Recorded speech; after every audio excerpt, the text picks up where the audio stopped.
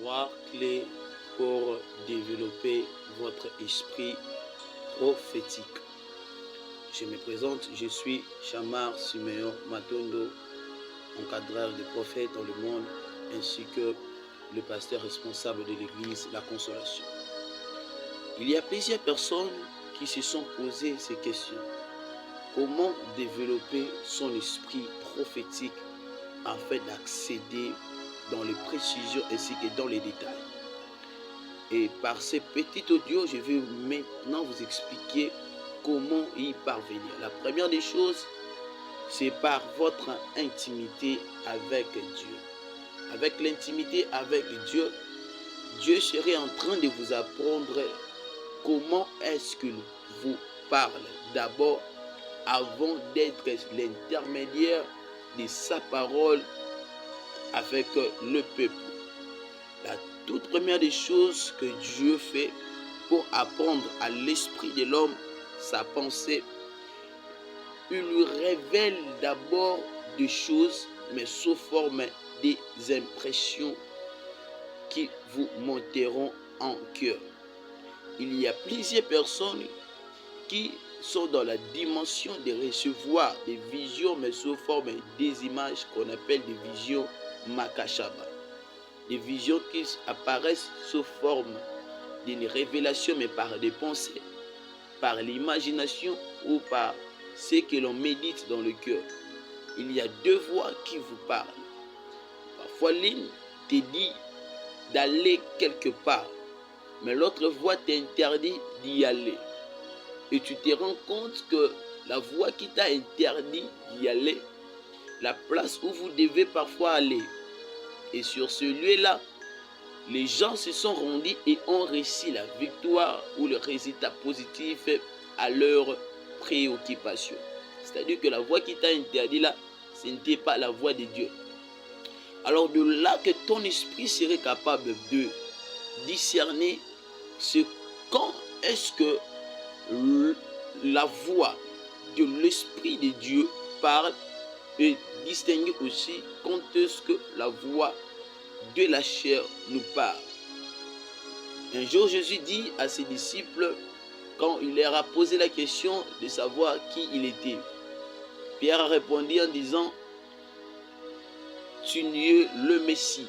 Et Jésus a répondu en lui disant, ce n'est ni la chair ni le sang qui t'ont révélé ainsi, mais c'est mon Père dans le ciel. Pourquoi est-ce qu'il a parlé juste de la chair et du sang? Parce que quand on parle de la chair et du sang, on parle de l'âme. Il y a des révélations qui viennent dans notre âme. On peut recevoir des visions. On peut parfois prétendre que ce que l'on passe et ce que l'on médite tout au long des services prophétiques, tout vient de Dieu. Non. Il y a nos voix qui nous parlent parce qu'on a une âme qui résonne. On a la chair qui a des désirs. Dans notre être, on a aussi la psychologie qui nous permet d'étudier une personne par sa physionomie ou par ses caractères. Et cela peut faire en sorte que ce que vous pensiez par votre psychologie ou par votre langage humain, vous en différenciez avec une parole prophétique. De là, pour ne pas créer la confusion, Dieu lui-même serait en train de vous enseigner. Vous allez passer par le moment de l'aiguisement. Vous allez commencer par passer par le moment des enseignements, par le moment auquel vous allez commettre des erreurs, non pas pour que ces erreurs vous amènent à la chute, mais pour que vous distinguiez, vous arrivez à distinguer quelle est la voix de Dieu et quelle est la voix de la chair. Et quand je sens ceci, ou soit quand je sens des bourdonnements dans mes oreilles, et quand parfois j'entends une telle voix monter dans mon cœur, ça peut être la voix de Dieu, et ça peut être mes imaginations. C'est pour cela, Ephésiens dit qu'il illumine les yeux de vos cœurs, afin que vous sachiez quelle est l'espérance de la gloire. Parce que il y a plusieurs personnes qui n'arrivent pas à percer dans le prophétique, parce qu'ils ne sont pas capables de différencier quelle est la voix de l'esprit et la voix de l'âme. C'est pour cela, avant de faire un service prophétique du haut de la chair, vous devez maîtriser d'abord le langage de Dieu. On n'est pas prophète lorsque vous êtes du haut de la chair, mais on est d'abord prophète lorsque vous êtes dans ta chambre. À chaque fois que vous arrivez à écouter la voix de Dieu et à comprendre sa parole, vous serez aussi de même capable de prophétiser du haut de la chair. Un joueur qui s'entraîne bien est capable de jouer un match pendant tous les 90 minutes. Qu'est-ce que cela veut dire? Cela veut dire que la qualité de votre entraînement détermine la longueur ou la manière dont vous allez réussir sur le terrain. Dieu, avant de nous exposer, il s'assure que nous avons bien maîtrisé le banc de l'école. Il y a beaucoup de personnes qui jusqu'à présent rêvent toujours qu'ils sont sur les bancs des écoles et qui pensent que ils sont liés ou il y a une puissance de la réclamation. À chaque fois que vous remarquez cela, vous songez toujours cela, c'est un signe que Dieu vous appelle à apprendre. Et vu que vous êtes un prophète, la leçon que doit apprendre un prophète, ce n'est que le prophétique. C'est pour cela que vous échouez plus dans vos services prophétiques. Vous disiez des noms qui ne tombent pas exacts parce que vous n'êtes pas capable d'écouter et de comprendre les langages de l'esprit.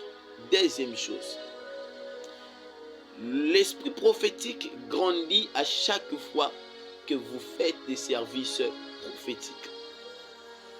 À chaque fois que tu es en train de faire des services prophétiques, sache-le que tu es en train de grandir dans le prophétique. Un joueur professionnel, il n'est pas professionnel parce qu'il est né joueur, parce qu'il est né avec un talent. Mais c'est à chaque fois qu'il joue sur le terrain, cela leur apprend, ils commettent des erreurs,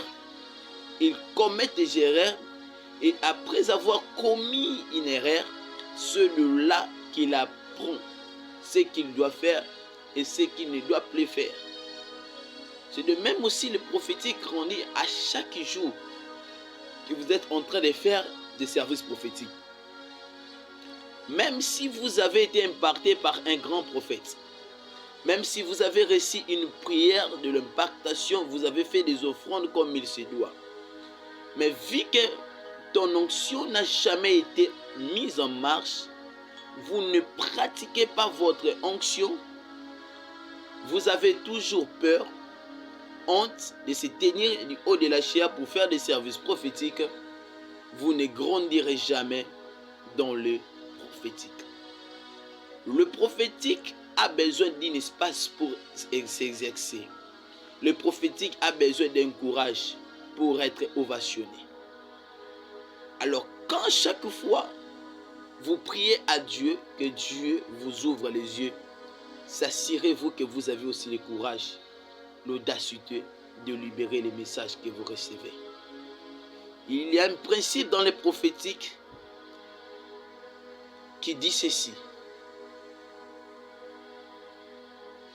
Acceptez de dire des choses qui sont fausses, mais n'osez jamais de fermer la bouche à chaque fois que vous avez un message à libérer.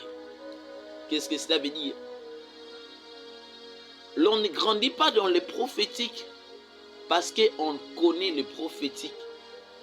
Tout celui qui exerce le prophétique, tout le prophète que vous louez sur les réseaux sociaux, sont des gens qui ont commis des erreurs. Mais pour réparer ces erreurs, ils ont toujours essayé.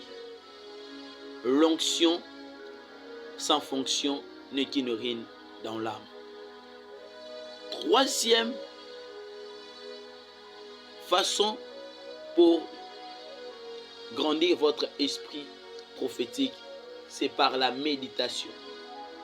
La méditation n'est pas le fait de lire la Bible chaque fois. Mais la méditation, c'est appeler à la réalité tout ce qui est écrit dans l'histoire. tout ce qui t'inspire dans l'histoire. Un prophète, lorsque vous voulez grandir dans le prophétique, apprenez à lire l'histoire des prophètes. Mais quand vous serez en train de méditer sur leurs histoires, faites comme si c'était toi qui étais l'auteur ou c'est comme si c'est toi qui étais le prophète. Amène cela en réalité. C'est de là que vous allez commencer à vivre les apparitions. C'est de là que vous allez commencer à comprendre les langages de l'esprit. Et ça serait facile pour vous de croître dans le prophétique. C'était pour vous le prophète Chamar Simeon Matondo. Soyez bénis abondamment. Les 3 clés pour développer votre esprit prophétique. Je me présente, je suis Chamar Simeon Matondo, encadreur des prophètes dans le monde, ainsi que le pasteur responsable de l'église La Consolation. Il y a plusieurs personnes qui se sont posées ces questions. Comment développer son esprit prophétique afin d'accéder dans les précisions ainsi que dans les détails? Et par ces petits audios, je vais maintenant vous expliquer comment y parvenir. La première des choses, c'est par votre intimité avec Dieu. Avec l'intimité avec Dieu, Dieu serait en train de vous apprendre comment est-ce qu'il vous parle.